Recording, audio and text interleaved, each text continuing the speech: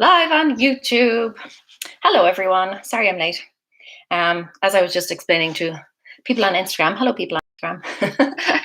My husband is on a call that I was going to do this downstairs in the office, but my husband is down there on a call that was supposed to finish 20 minutes ago and is still ongoing, and he's still just yapping away. So I had to drag all my stuff back upstairs. How are you all? Oh, great. Sound is fine on Instagram this time. That is great. Hi, Sammy. How are you? Oh, Tanya's in Roscommon. Hello. Almost got married in Roscommon. Almost. Yeah, so I had so many comments and questions on last week's live stream, and I hate it when I can't get to all of them. I spent the rest of the day just feeling terrible about it. So I thought I'd hop back on this week and try and get to them as quickly as I can. If you are interested in the Clutter Cure All course, my decluttering course, the promotion is finishing tonight. So that's finishing in about 12-ish hours, less than 12 hours. So if you haven't hopped on that one, hop on it.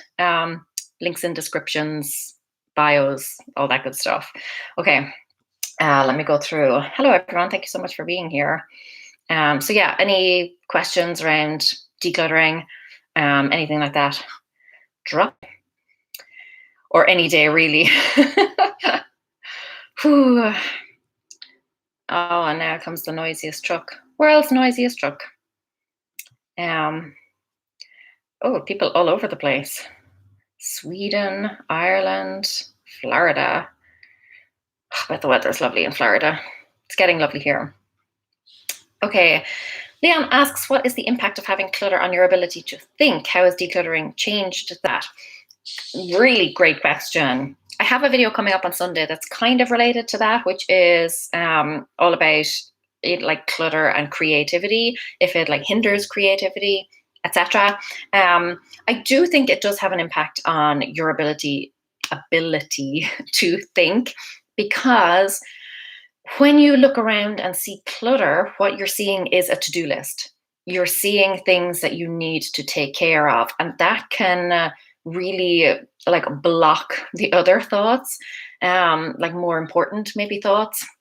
So I think, and this is particularly the case for me, like if my kitchen is cluttered or messy, I notice that that has a direct impact on my productivity. I can't think as clearly, I can't settle because I know there's a mess to be taken care of. So I definitely think it has an impact on that, because as I said, when you're looking around, all you're seeing is stuff to do, stuff that needs to be taken care of. And you're either kind of like subconsciously chronicling things, like you're making a little list for yourself, or you are, feeling guilt, shame, stress, anxiety about the clutter that is also impeding your ability to think.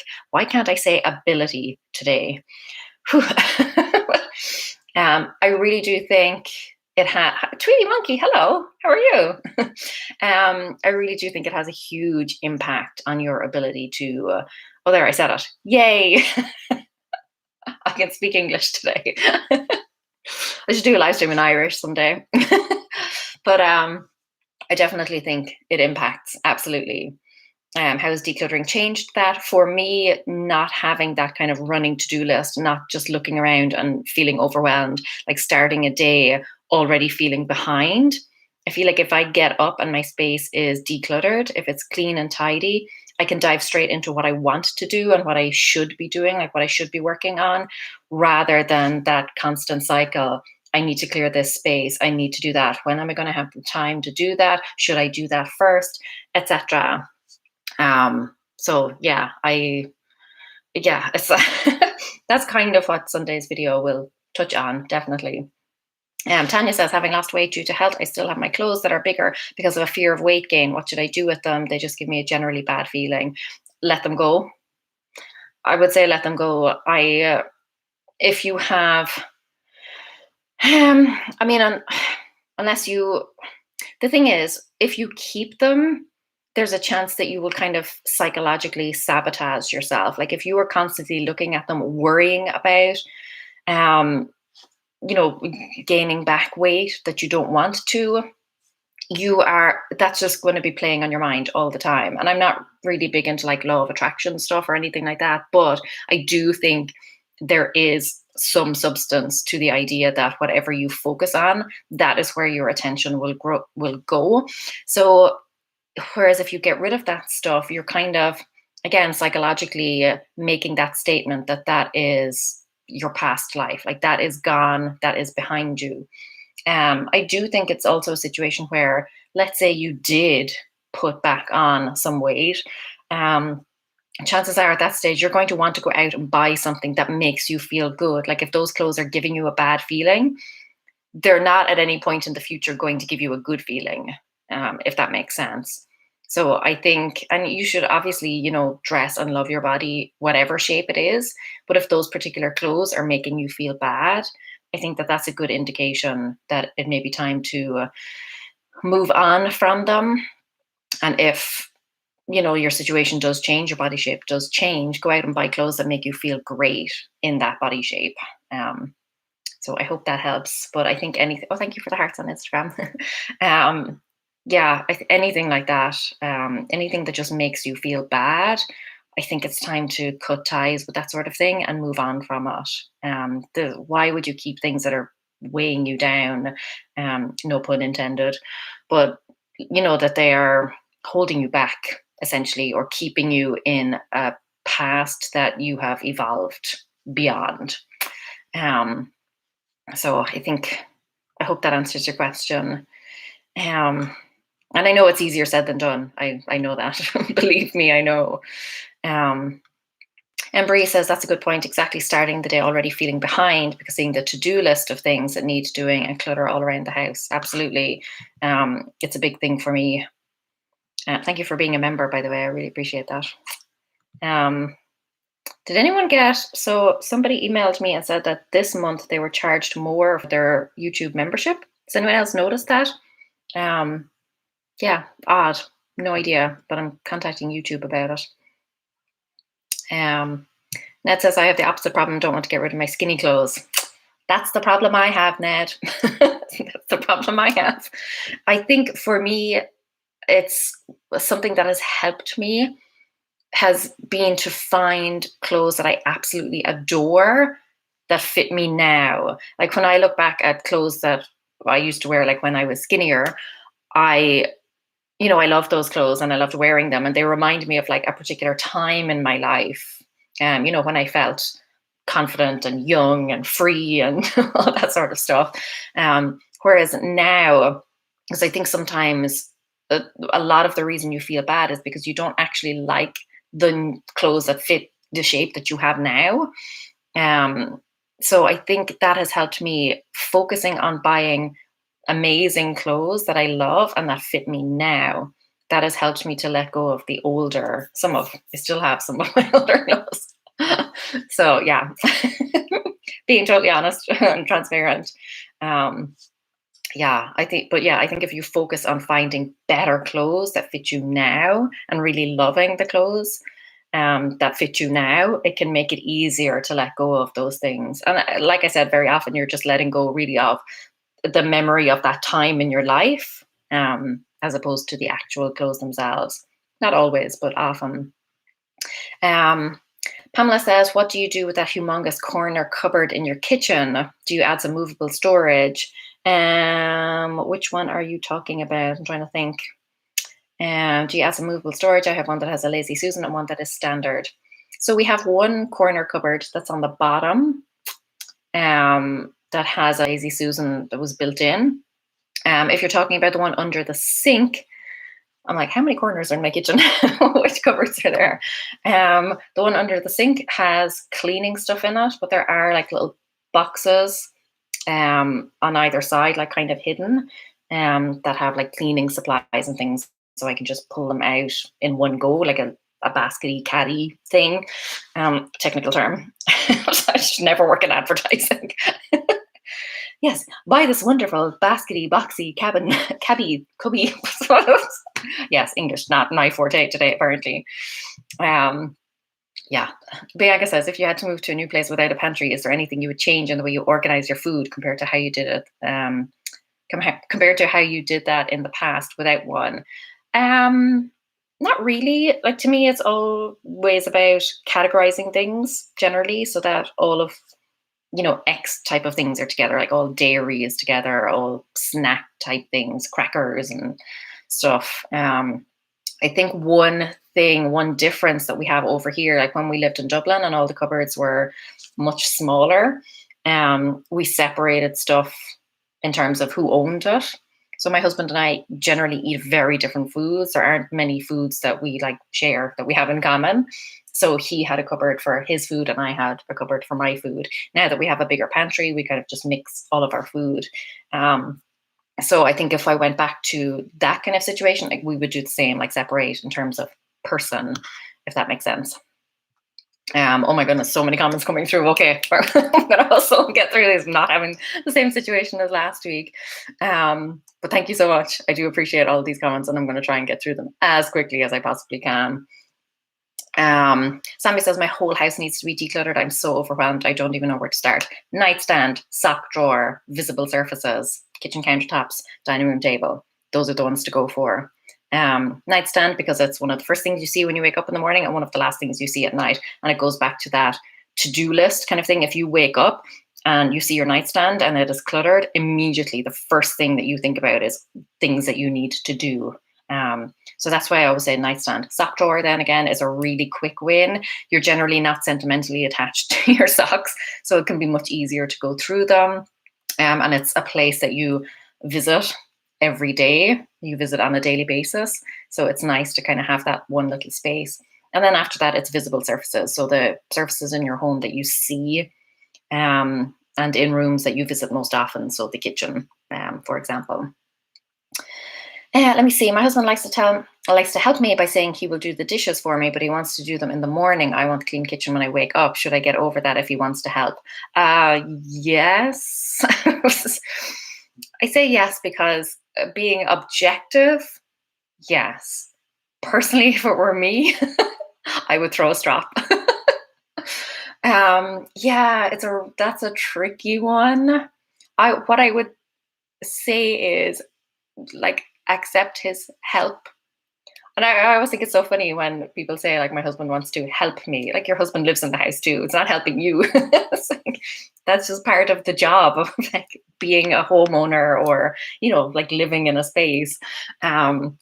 So yeah, I would say go with it for now until you may find that you kind of do accept it and you get into a good groove, but maybe over time you could ask him to do it in the evening. That's a tricky one because I know like the advice that I would give ideally, and then I know the advice that I myself would follow, which is to try and get him to change his ways immediately.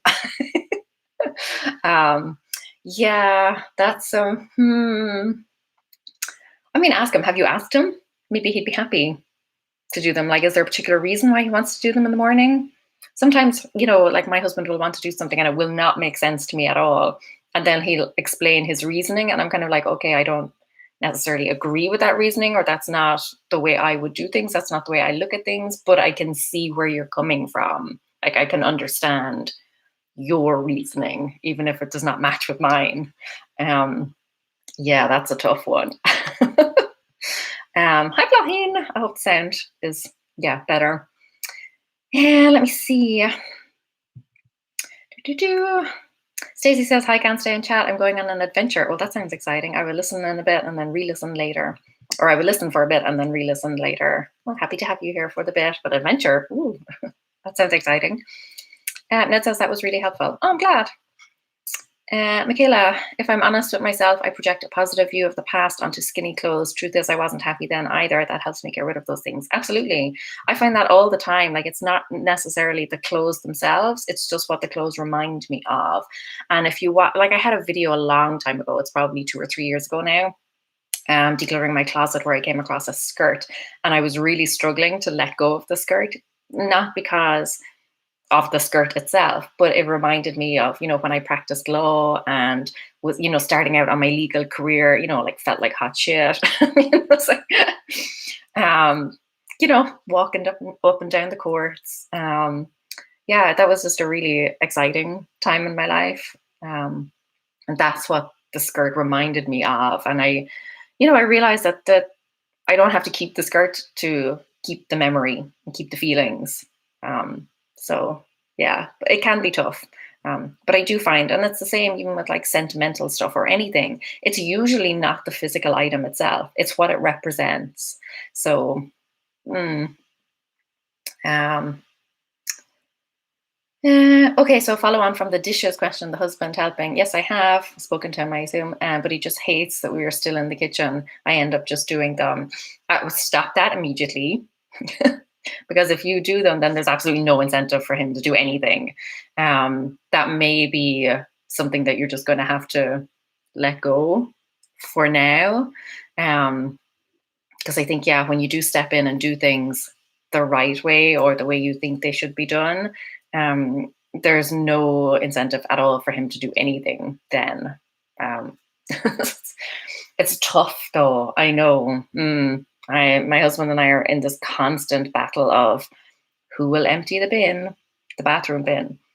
Like it is overflowing and it's regularly overflowing. And it's just a standoff. It's a silent standoff between the two of us. Because I won't empty it because I'm like, that's mostly your stuff in that bin. And he won't empty it because he's kind of like, well, why should I empty it? So yeah, we have this thing all the time. Hope says you're always helpful and inspiring. Thank you, Laura. Thank you. That's lovely. Tea Time Crafting. Hello, Laura. Hello. Good to see you here. I love seeing like so many familiar names. AB says, hi, Laura and everybody. Just what I needed coming from your other video, jumping right into this one. Oh, great. Let me see. Oh, the chat keeps jumping because there are so many comments and questions coming in, so I have to keep scrolling back. Let me see. Kathy says, how do I get started?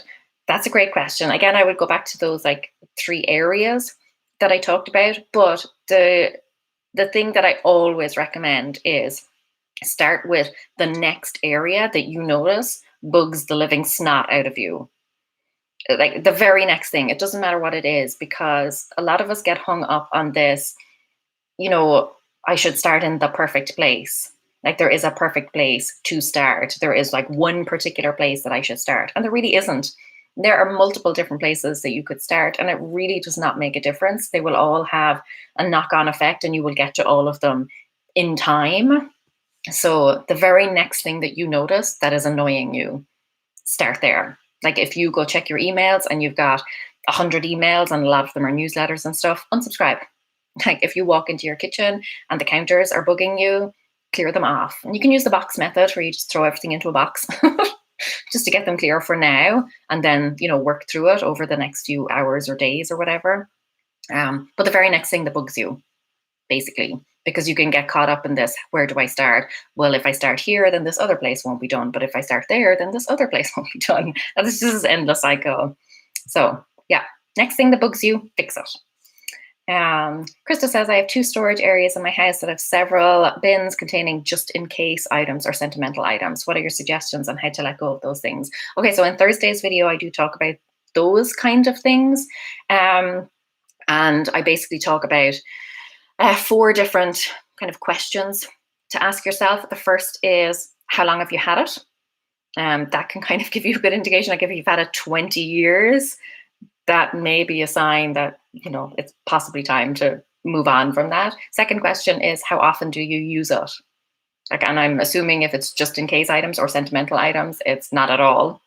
The third one is, when was the last time you used it?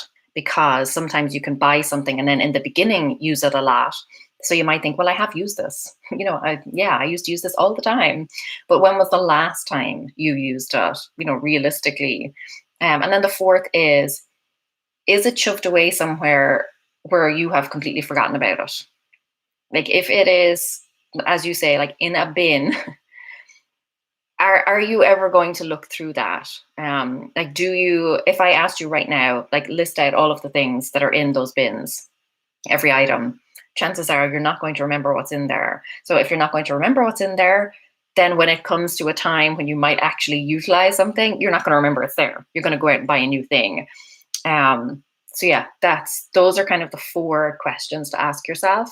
But very often it comes down to, I have another video actually on questions that you can ask yourself, and they're really good, even if I do say so myself. But there are various different questions you can ask yourself. Like, could you replace it? If it's a just in case item and that just in case scenario did arise, what would you do? Chances are you just get on with it. I would be very surprised if there were something in those bins that you could not work around or get a replacement or borrow from someone else. I used to tell this story. So years ago, it was, I think, the first Christmas that Sam and I celebrated together, certainly one of the first. So it was like Christmas Day came and I realized we didn't have a tin opener. We didn't have a can opener and I needed to open something. And I just used a hammer and chisel. And it got the job done. There are ways. You will find a way. Now, sentimental stuff, kind of different because that's generally irreplaceable. But that comes back to what kind of feeling does it give you? I mean, is it linked to negative feelings or bad feelings? If so, I would get rid of that stuff. And then again, is it the actual physical item itself, or is it just what that item represents? In which case, snap a picture, write a journal entry, share the memory with a friend, just like talking, telling stories, and let the actual physical item go. That's a whole thing. I could talk about that for days. But I hope that the bit that I gave you will be enough to maybe get you moving or get you thinking in a different way. What do you think is the quickest way to declutter and make the big impact quickly? So I think the box method is always a great one. The only thing is you still have to put in the work on the back end, but just boxing everything up. Like if you're really, like if you feel that you're just banging your head against a wall and everything is just a disaster and you're completely overwhelmed, it's stressing you out, and you need a really quick win because otherwise you're just going to drown. Box method, box it all up, take everything off a surface. Generally the kitchen, I think, is one of the biggest areas, but for you it may be bathroom counters. It may be, I don't know, like a crafting table. What is the space that really annoys you the most or stresses you out the most? Take a big box and then all the visible surfaces, clear them off, stick everything into the box. Then admire your lovely new space. And then as you have time throughout the day or throughout the week, go through the stuff in the box and make decisions on where it goes or whether or not it's staying. But that's the quickest way to declutter. It's kind of fake decluttering in a way, but that's how you're going to get the biggest impact the quickest. I would say, again, it's kind of to be used sparingly only when you are really in a bad way and you really need something immediately to kind of keep your spirits up. And then never have more than one box. Don't like clear off a surface, throw it in a box, and then get yourself another box. No, one box. I think I've frozen on Instagram. Oh, Instagram is put out. Instagram has completely logged me out. You've been logged out. Okay, great. Okay, I'm just going to let that one go because Instagram's not my friend. Let me see. Teresa says, just moved. Looks like a hoarder / help. How? Once you move, the first thing I would say is, and I know it's a struggle, but that is to empty out all of the boxes immediately. Even if you have to empty it out onto a surface, onto a countertop or something, because any boxes that are not emptied now will never be emptied. Generally, they will sit there. So I would say empty out as much as you can now, and as quickly as you can. Order food. Don't worry about cooking or anything like that. If you can, order food, get as much help as you can. Obviously, if you've got friends, neighbors, etc.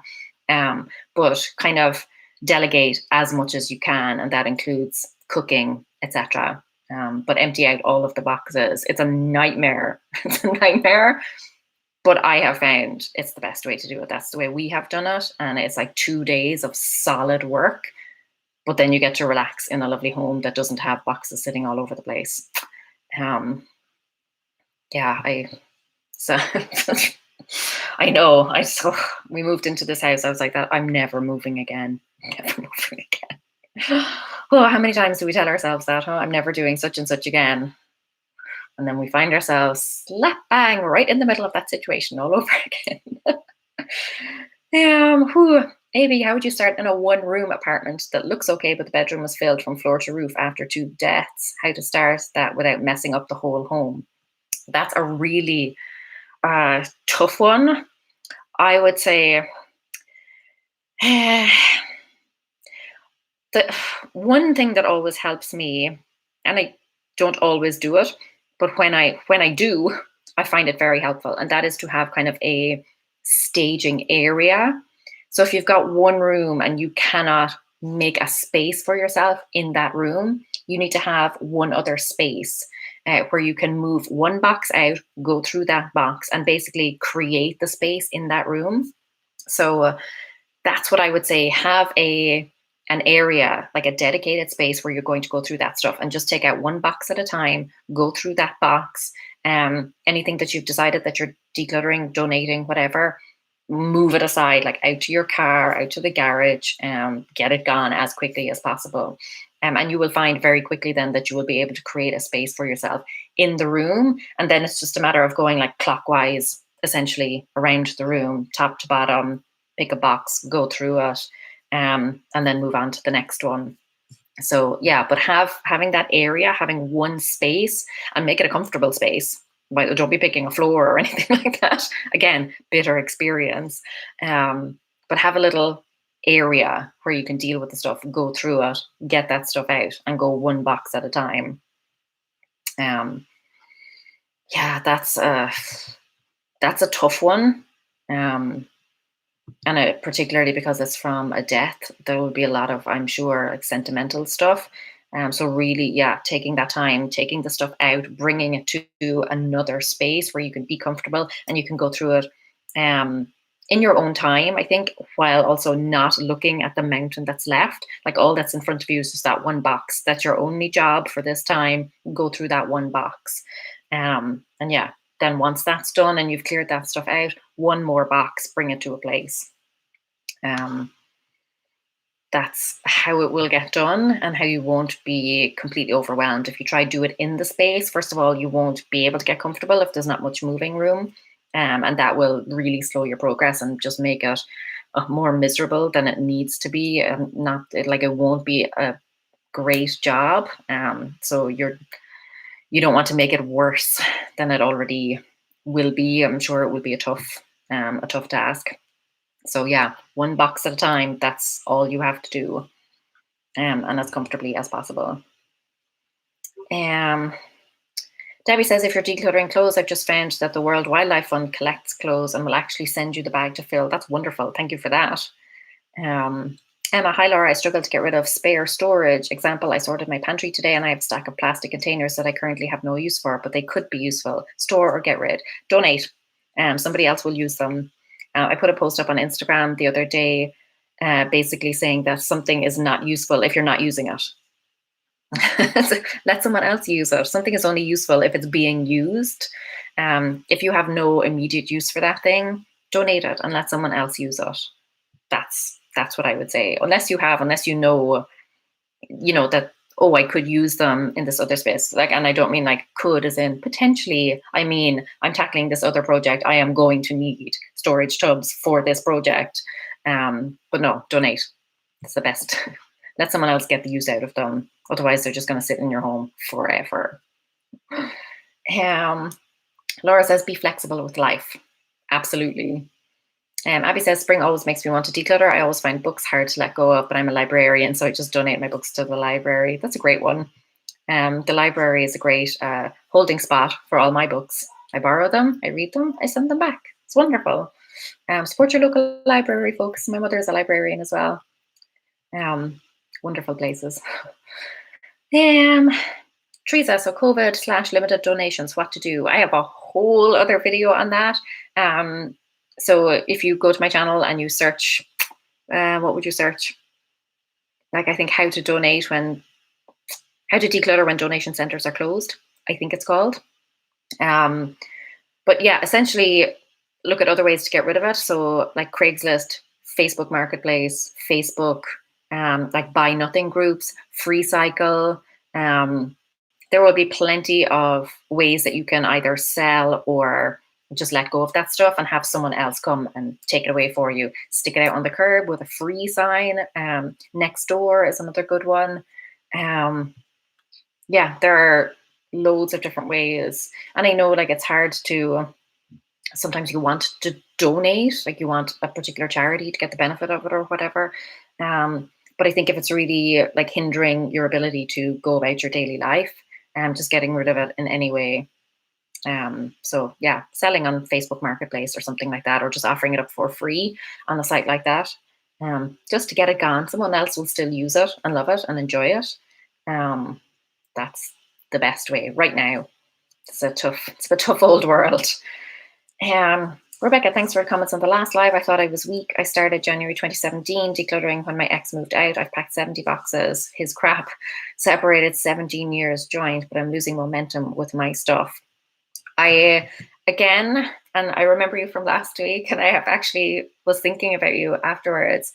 Like, if you think about it, you have decluttered 70 or packed 70 boxes of stuff. Like, you're already going through so much with your own stuff. I just would not worry about that right now. You can do like the wave method, my wave method, where you start with the easier things. Like, just focus on junk for now, broken things, actual rubbish, all those types of things. And, you know, slowly work your way through. But you've already done so much.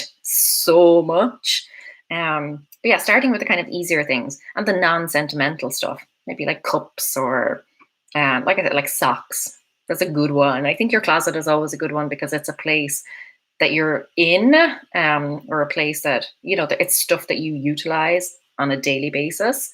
So I would start with those kinds of things. But yeah, clothes, because they're generally not sentimental. Sometimes they are. But I wouldn't like losing momentum. Listen, I run out of momentum every 5 minutes. Particularly with decluttering, like you pull it all out and then it's just like, oh, what have I done? So it's always much harder with your own stuff as well. Like, I can look at my husband's stuff and be like, get rid of all of it. I can just pack it all up in a box. Oh, my voice broke. Pack it all up in a box and just get it out. Like, easy for someone else's stuff. But with your own, yeah. But if you think about it, like, how much physical energy have you expended already? How much mental energy have you expended? How much emotional energy have you expended? You're probably pretty depleted at this stage. So for anyone who doesn't know, Rebecca is going through a divorce, as well as various other things like burnout, depression. She's got 2 young kids. Yeah, I just wouldn't worry about momentum. That's totally normal. That's normal for me, and I am not going through like any of what you're going through. I have, though, some of it. Yeah, I definitely would not worry about momentum, losing momentum. The fact that you are like still showing up every day, and the fact that you have already packed so much, the fact that you have already dealt with so much, like, you have to think as well, decluttering is not just physical stuff. Decluttering is also like mental and emotional stuff. And you have been packing and unpacking things for a long time. So running out of momentum, that's perfectly normal. One thing I will say is, and I will speak about this in Thursday's video. It's already recorded, so I technically have spoken about it. You just haven't seen it. But that is very often when we're decluttering, we're doing it with an end goal in mind. And that is, to create a nice space. But you may have something particular, like you want to tidy up your craft room so that you can craft again, or, everyone has their own personal reasons for doing it. But we think that we can't have that thing until we declutter everything. Like, it's always this end goal. Like, the finish line is always so far away. And it's like a moving goalpost as well. It's one of those, like, I'll be happy when situations. So what I would say is, if there is something that you want to do, like a kind of reward that you have in your mind, try and incorporate that now. Try and do part of it at least now, schedule it in. If crafting is your thing, then set aside an hour this week to actually sit down and do some crafting, even if it is in a space that is not perfect, not exactly the way you would want it. But try and bring in elements of the vision to today. But yeah, listen, I don't know how you're still standing. Never mind, like looking for more momentum. Just take a break, woman. All this decluttering going on up here. That's a lot. It's a lot to process. So yeah, take a break. You have my permission. Just sit on your arse. Do nothing for a while. Just do something that lights you up and that makes you happy. Jenny says suggestions for organizing a lot of meds that need to stay in the bathroom, but not really drawer space. They're taking over my sink, soon to take over hubby side. First of all, I would say get them out of your bathroom. I used to work in healthcare. Bathrooms are not the place for medications. Too humid, just like too wet, a lot of moisture, a lot of heat, etc. Bathrooms are not a great place for medications. I know they kind of make sense, but no, if you can, get them out of your bathroom. And then find drawer space somewhere else. Find it, like maybe your nightstand, maybe a kitchen drawer or something. I would keep them all kind of corralled as well. Like if you can put them in a basket, or some form of, like tub or something, where you can take everything out that you need in one go. But yes, that's what I would say. If you if you don't have a drawer, have some sort of basket or box or something where they can all live together, and then they're all kind of corralled and contained in one space rather than falling over and stuff. But step one would be, if you can, get them out of the bathroom. That's the healthcare professional in me talking. Oh, that's another career. Wow. Throwback. Donna, I like to do hand washing dishes in the morning. It's a quick thing to do while coffee is brewing, and I feel like the day is already successful. Hubby is the opposite too. Yeah, everyone has their own kind of little quirks and ways of doing things. They all have their own reasons for doing certain things. So yeah, it's a very personal thing, but I know living with someone else when they have a completely different way of doing things. Like for me, if I've got a task that I don't want to do, I prefer to get it done so that I can then just like relax for the rest of the day. My husband is the opposite. He prefers to put it off so that he can enjoy his day, and then kind of get it done as a last minute, just like do it and go to bed sort of thing. I can't. I would spend my whole day just like dreading it. But he's just not like that. So different strokes. Let me see. Hello from Canada. Hello. Carib Moth. Cool name. I find decluttering small hotspots has helped with stress over finances. If the big things are out of control, then a few small victories can help with the general anxiety. Absolutely. And that's why I always recommend things like nightstand. And that's why the decluttering course, the Clutter Cure-All, every category starts with a quick win. It's like a specific thing that you can do in just a few minutes to get that like quick hit and that quick boost, and get you those fast results. So it really definitely does help. There's a lot to be said for those tiny little things that can just help to, number one, build your confidence, because sometimes you face into a decluttering job and you think it's too overwhelming, like I'll never get to it all. But by taking like a small chunk and just doing that, like the one box at a time sort of thing, you think, okay, I got this done, and that you feel good about that, and you feel like maybe I can take on this task. So it can give you confidence, but also just general motivation, momentum to keep you moving. So the small ones are good ones. Michaela, I unsubbed from some email on the loo today. It's a productive time for you. Let me see. Bianca says, if you make that a habit, your inbox will be empty in no time. Miriam says, I still regret getting rid of some items in the past. That regret now stops me from decluttering too much. Any tips on how to get over the regret? Yes, I also have this. There are some things that I kind of, regret is the right word. Regret that I don't feel great about getting rid of. But I realized, number one, there was a reason I got rid of those things at the time. And even if I maybe disagree with that reason or whatever now, there was a reason. I had a reason for getting rid of it at the time.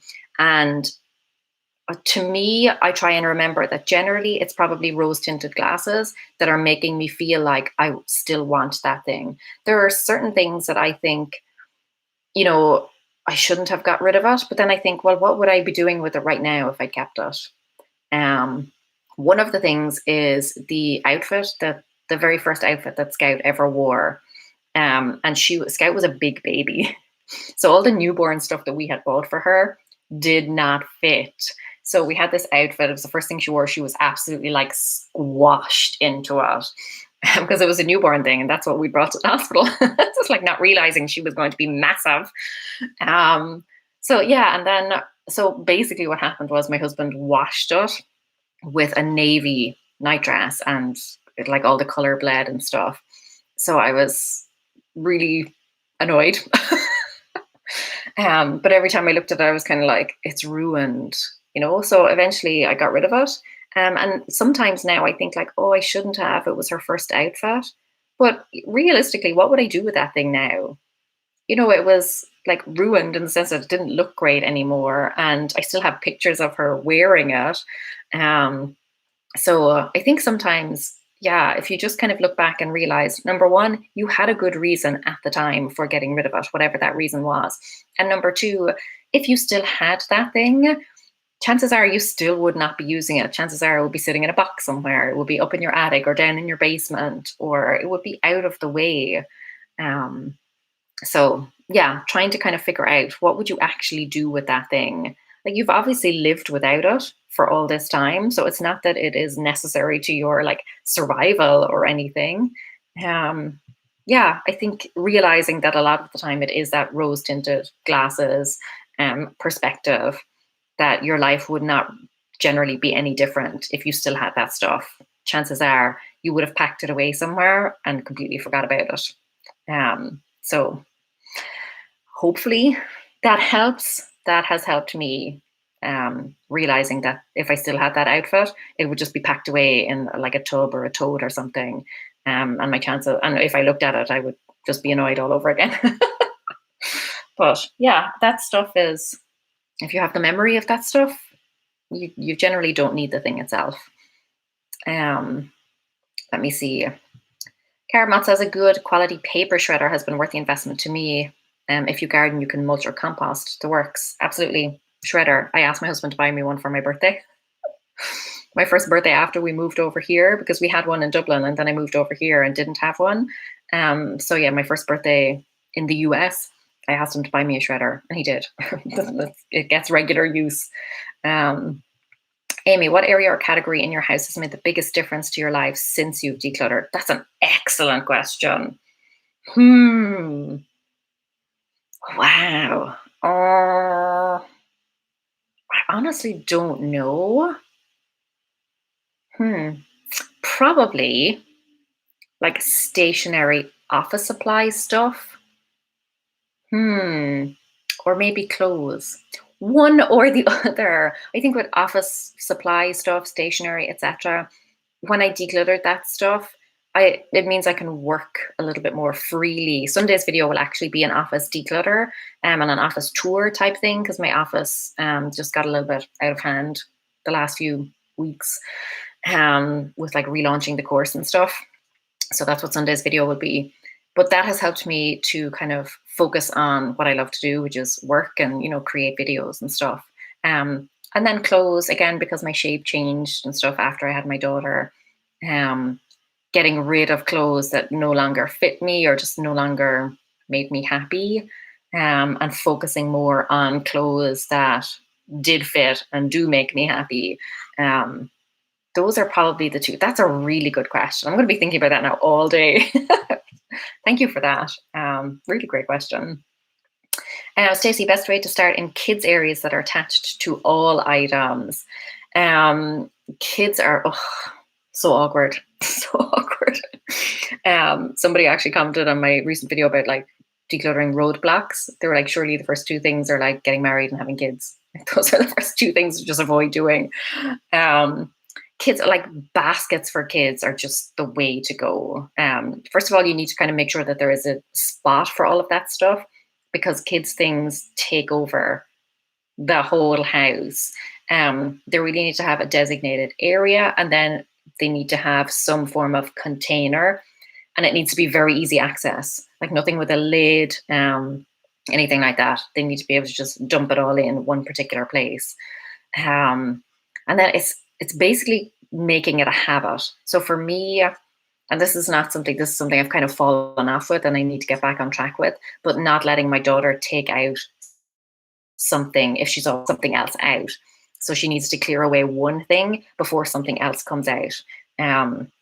That's a really good one. But then just making it a habit, as in now it is X time or whatever, like it's after dinner, now is tidy up time. Making it that habit so that they just get used to it, that it's just part of their day, and clean up and tidy up is all part of playtime, as opposed to this like separate chore that needs to be done. It's just all part of the process. But it's difficult. Like what I did with my daughter that really helped when she was younger was, instead of asking her like what she wanted to donate or get rid of, I asked her what she wanted to play with right now, like that day, like what were her favorite things that she wanted to play with that day or that week. And then everything else I just set aside, I put up in the attic. So she knew that the stuff was still there. So she didn't have that separation anxiety. She knew it was still there, but she didn't, like I wasn't forcing her to get rid of it. So it made it much easier for her. And she picked out her favorite things, the things that she wanted to play with then. And then I didn't rotate. That's something I don't recommend, rotating toys. I think you're just basically spending your life pulling toys in and out of a place. So put them all away. If she wanted something, she had to put something else up in its place. And then over time, the stuff that was still sitting there, I was able to get rid of that stuff very easily because I knew she was never going to ask for it again. So yeah, the kind of like anti-rotation system. I do have a video coming up actually. And I'm going to add this point to it. I haven't recorded it yet.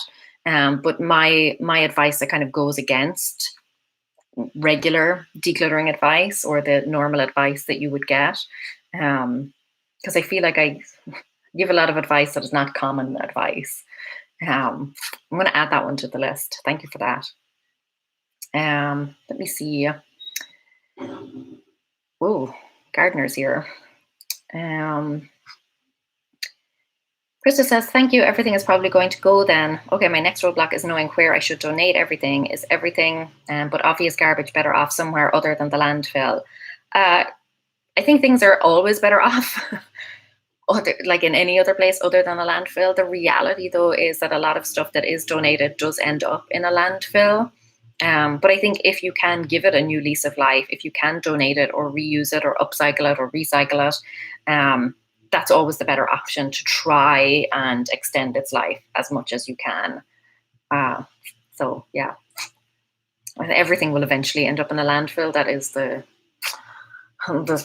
reality of the situation, I guess. But if you can make sure that you're getting the absolute most out of it, you or someone else, that I think is, at the very least, helps us feel a little less guilty.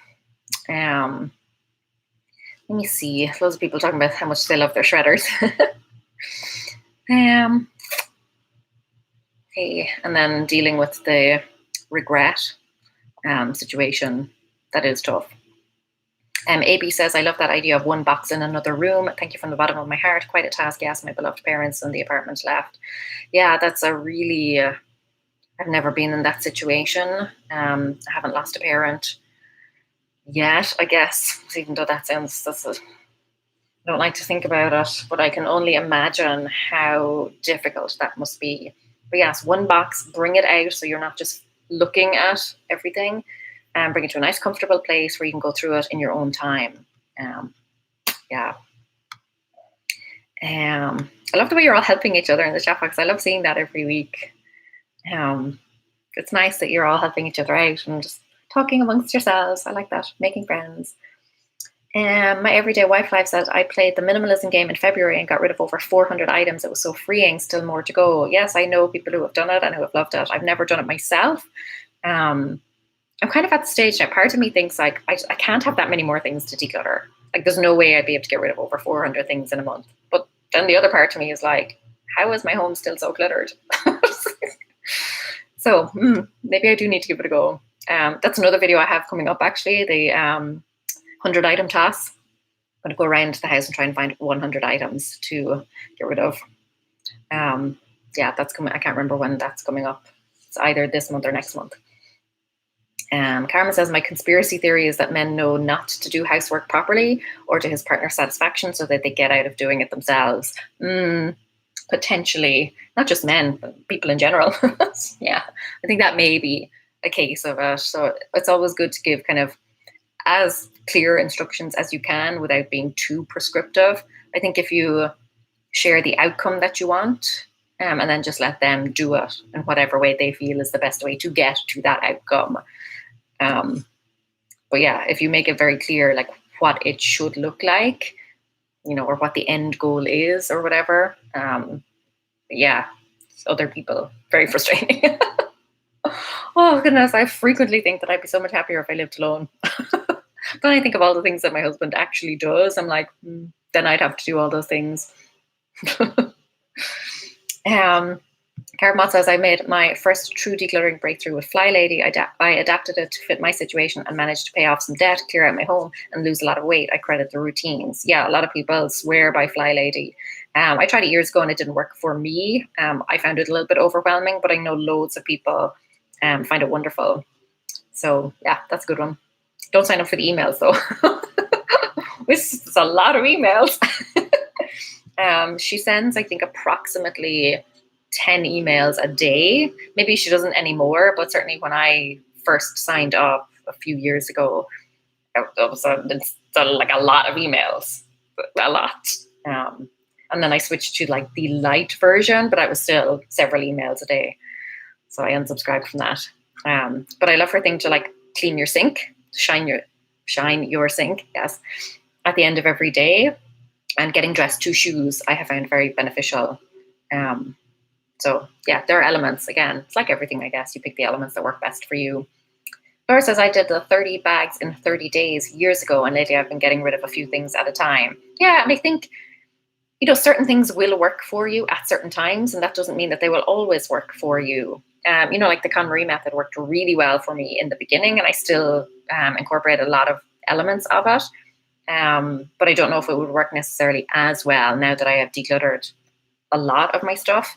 I think sometimes just one particular thing, if it's working for you, run with it. Even if it's not, what has worked for you in the past, don't necessarily stick with a particular method or a particular way of doing things. Try different things, see what works. Karamot says, it's an old worker saying where I come from, if you don't want to do it all the time, don't be good at it. That used to really annoy me when I worked in retail. Like the better you were at your job, the more they expected you to do. So like the people who kind of did nothing, they were just left to their own devices. But me, little worker bee that I am, was like slaving away, working my ass off. And then I was just like, could you do more?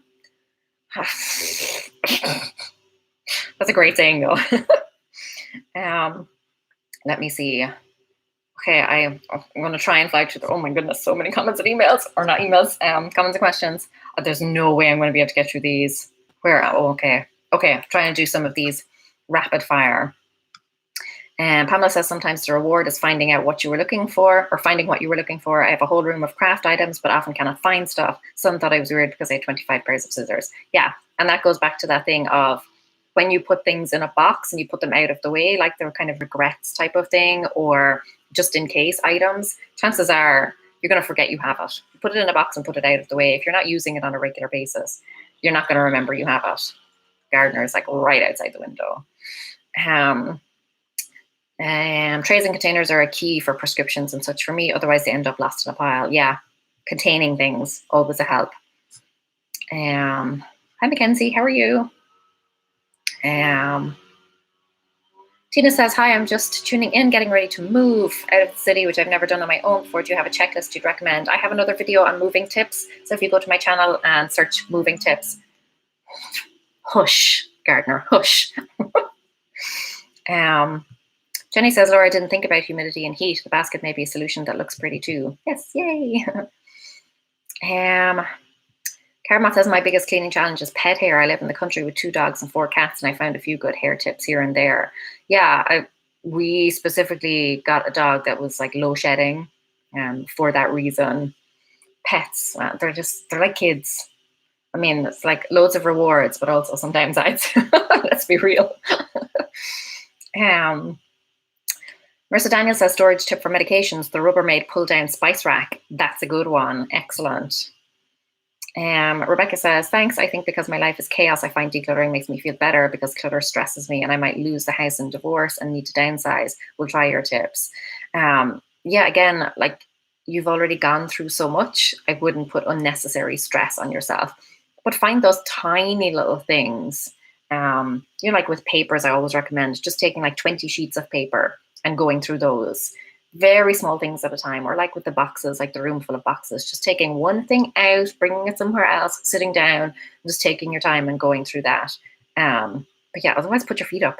Put your feet up, order a pizza, stick something on Netflix, enjoy yourself. Sarah says, hi Laura, I've been following you for a long time now and we're more tidy than ever. Yay! That's wonderful. AP says, same goes for exes. We got rid of them, or they us, for a reason. No, I wish no ill will to any of my exes, but didn't work out for a reason. Let me see. Ellie, hey Laura, how are you? I'm good. How are you? Let me see. I'm trying to get to all the questions. You guys are amazing. Amazing. We're going to spend the day now. Oh, I am doing a Q&A on Instagram, actually. I do a Q&A every Tuesday on Instagram. So if I don't get to your question here, hop over to Instagram, drop your question in the box, the little question box in my stories, and I will try and get to it that way if I don't get to it here. Yeah. Carmen says, my 35-year-old marriage ended last year. We divided a lot between us, so I guess we had a lot of things. I made sure he went with everything, and I didn't want to keep. Yeah. That is a good way of decluttering, all right. Yeah, it's just really hard. Like you don't even realize the amount of stuff that you build up just over the years. Someone commented recently on one of my videos, basically saying that I had bought into the American like consumerist lifestyle because even though I've spent so long decluttering, my house still has a lot of stuff in it. And like my initial reaction was, how dare you? How dare you judge me? But then I thought about it. I was like, is there any truth in that? Like I have bought a lot of stuff since I moved here. Obviously, I have decluttered a lot over the years, but in the past year now, I've bought hardly anything at all. It's mostly food to eat. So yeah, that has helped. But yeah, and then the stuff, like it's not just stuff that I buy necessarily, but stuff just comes in. Like my daughter brings home a lot of papers from school. I was like, oh, the bane of my life. I don't understand why that's a thing here. So many papers. But yeah, stuff just kind of comes in unbeknownst to me. Yeah, Nicole says my son is 21 and I've been decluttering years of Lego sets. Lost my storage locker, so I've been selling them for the past year. I didn't realize how many complete sets there was. Yeah, things just kind of creep up on you, don't they? So Hexon says, I found that after the first lockdown in the UK and how long I was home for, I grabbed the same t-shirts, clothes. So when lockdown 2 and 3 happened, I found what I didn't need. Yeah, I think lockdown and like pandemic in general has shown a lot of people what they don't need anymore. Okay, let me go through. Ride on mower right outside the window. Yeah. It's not even our gardener, in case anyone's wondering. It's like neighborhood gardener. They don't do our house, but they do some of our neighbors. So it's my next door neighbor who's having all their stuff done right now. Mini School says parents don't respect minimalism and keep buying stuff. What to do? That's a tough one. I think you need to have a conversation. Hush. Just saying, very politely. First of all, you can kind of drop hints as in, oh, what we'd really like is clothes, or what we'd really like is a voucher for the space, or what we'd really like is a meal at a nice restaurant or something like that. So being specific so that they Because very often, it comes from a good place. They want to buy something and they want to treat you and whatever. So if you kind of say like, oh, we'd love this specific thing, this non-clutter thing, that can help. And then sometimes you just kind of have to say, oh, like, thanks so much. We really appreciate everything you do. Right now, we don't need anything. We're kind of trying to ship things out, trying to do a bit of a clear out. So again, it would be really helpful maybe if you bought us a meal or a voucher for a restaurant so that we can get takeout for all those times when we're busy tidying. So I think, phrasing it in that way. Sometimes, though, the hint is not taken and you just have to accept that it's meant in a good way and it comes from a good place, and you may just have to take the stuff and then pass it on, like re-gift it. That family is tricky. Tricky. Let me see. Wendy says, I find the hardest part is decluttering items I have from my ancestors and my kids don't want them. I'm looking into museums and so many have said no, but thanks. Yeah, again, that comes down to just letting it go, essentially, if you're not using it and you have no particular need for it. And I talked about this recently when it comes to kind of like selling stuff. Very often stuff is not worth what you think it's worth. And I think if you have tried several different avenues and they haven't worked, it may be time to just let that stuff go, as in donating it or recycling it, or depending on, what type of thing it is. But I think at this point, you've obviously tried your best to do the right thing. So you may need to look at alternative options like recycling, whatever. Again, not knowing what the items are, it's a little bit tricky to give specific advice, but you have tried. So other options may be necessary at this point. Let me see. Hexon says, I have the 2021 Declutter Challenge chart, but I keep forgetting to block out squares each time. That's fun. Filling in squares and like ticking boxes and things, crossing things off. Very satisfying. Let me see. Oh, the chat is going to jump again. Yeah, I jumped. I always know because it like pauses for a second and then just like goes mental. Melissa says, I have young adult daughters who have their own attachments and memories to photos, toys, things, etc. I've had to tread lightly in reducing my household. Give it all to your kids. If they have an attachment, let them look after it. Their attachment should not be your burden. Pass your stuff on. Michaela says, Laura, at this point, I feel like I want to know all the fields you've worked in. Law, healthcare, retail in general, deli, meat counter. I was a butcher's assistant for a while, a few years. I've worked a few different jobs. Waitressing. I'm a jack of all trades, me. Like I started working when I was 15, so I've had multiple jobs over the years. And I am a little worker bee, so I'm like, sometimes I had 2 jobs on the go. Sometimes out of necessity, just needed to pay bills. And then other times just because it's kind of just, I don't know, because I got into that situation, I just kind of kept doing it, like maintain the status quo. I look back now and I'm like, how did I work 7 days a week? Even the thoughts of it exhausts me. I've had a few different jobs over the years. Fun times. Let me see. Fiona says, I vote for the Buy Nothing project on Facebook. It's very local and I've made nice connections and found people starting out and found people who really need my items. Much easier to let go. Absolutely. And that's something that I talk about in Thursday's video. Sometimes when you know where something is going, it's easier to let it go. Sometimes I feel, particularly with my daughter's stuff, when I just donate it to a shop and I don't know where it's going to end up, that makes me a little bit hesitant. Whereas when I donated her stuff to a local school and, I saw how appreciative the teachers were and I saw the kids excited to get new stuff, that made it easier. So yeah, it can be easier when you know where it's going to end up. My everyday wife life says, do you have tips on decluttering photos? I do. Do you mean though physical photos or digital photos? What I would say is go back over if it's digital, go back over the most recent. like take say a week or a month at a time. And then we'll say every week you focus on a month. So this week you're going to focus on March 2021, and you go through all of those and kind of declutter them. And I do that as part of my weekly reset. Every week I go back over the previous week's photos and declutter them all. And then at the end of the month, I will go back over again the month, because very often as time passes, you realize you don't need things.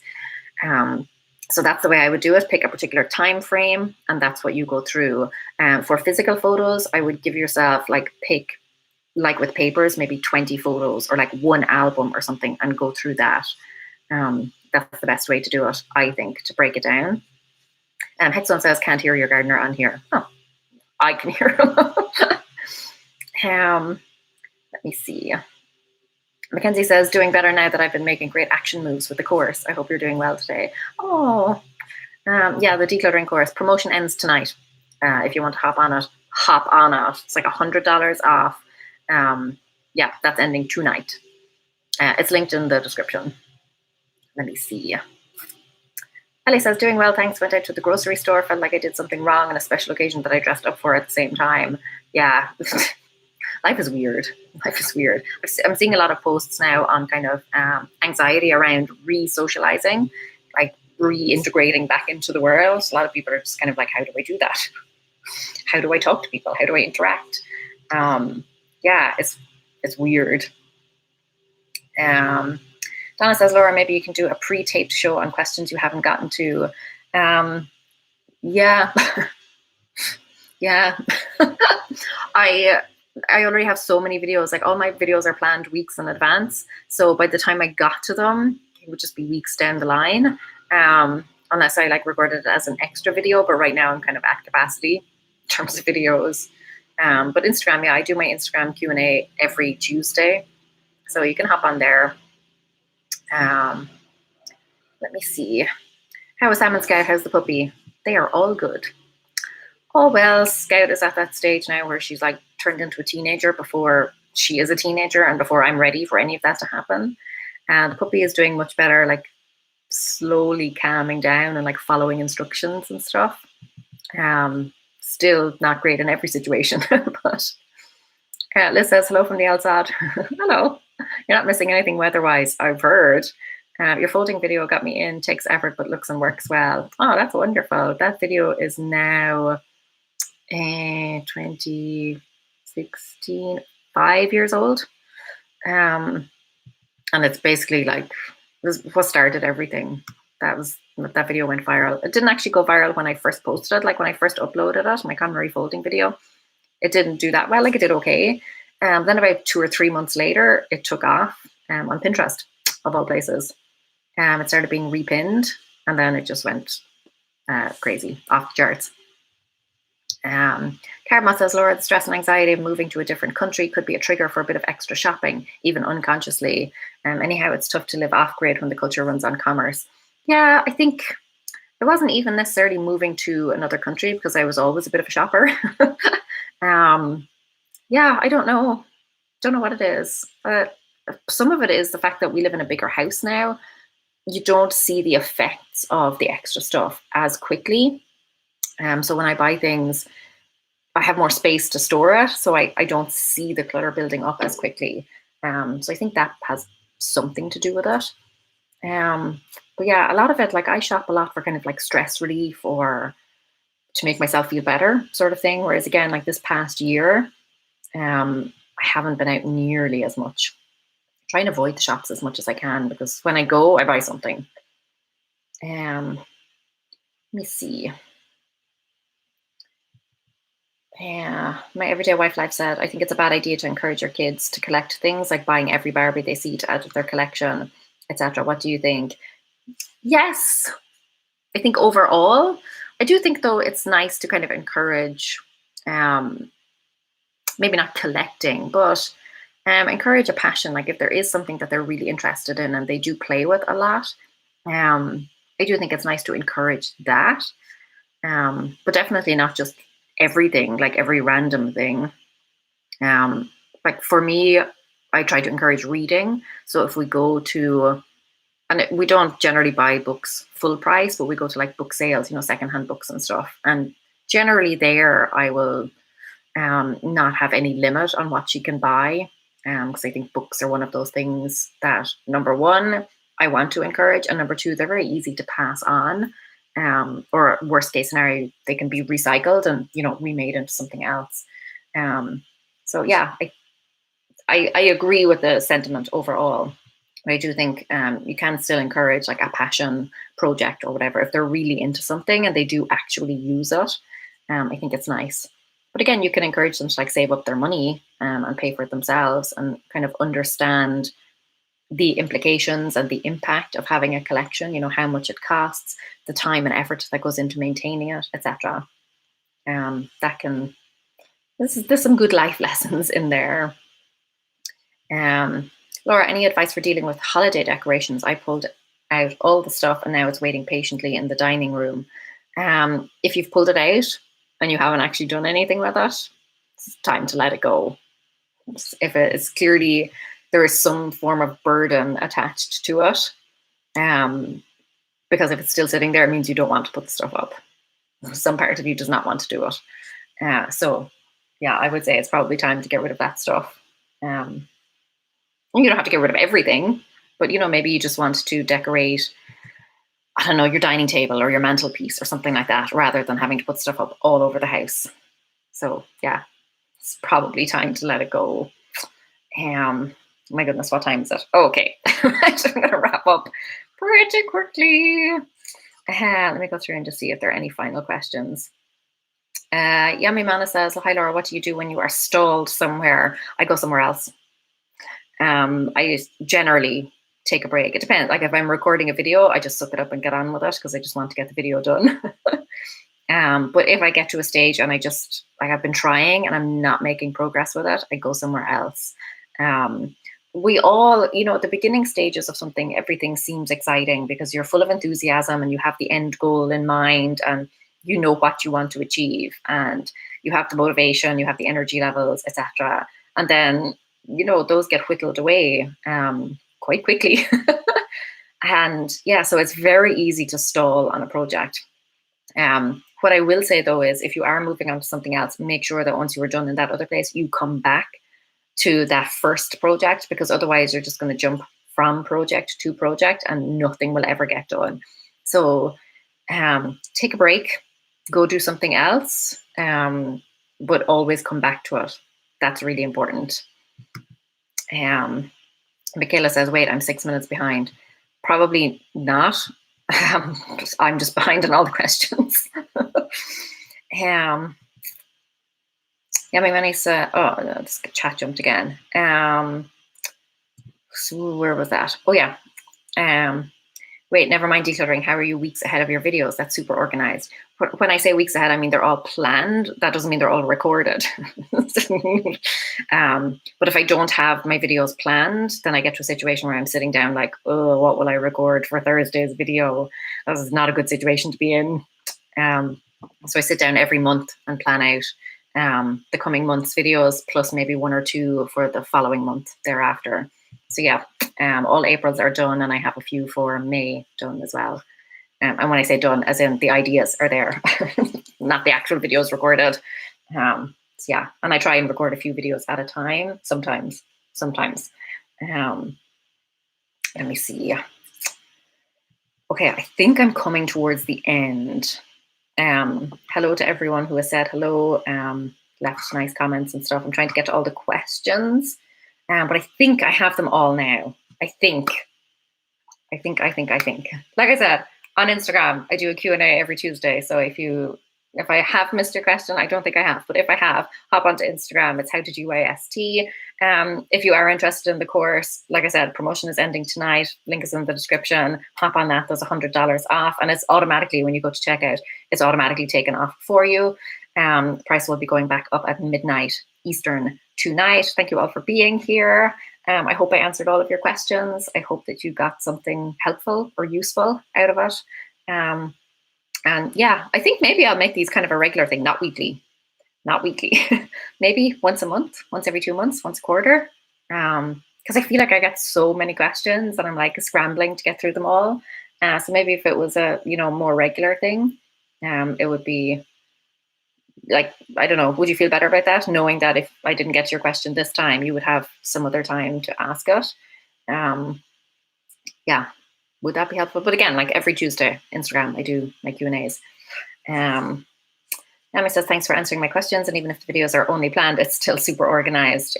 I just have to do that because otherwise it becomes a disaster. And I used to live like that. You know, like it would be Wednesday and I'd be like, what am I going to record for tomorrow's video? It's just too stressful. So yeah, over the years, I've learned to plan ahead. But thank you so much for being here, everyone. The replay will be up if you want to, you know, rewatch back over it. Yeah, that's everything. Follow me on Instagram, buy the course, etc., etc. Sending love to you all, and I will speak to you all very, very soon. Bye, everyone. Bye. See ya.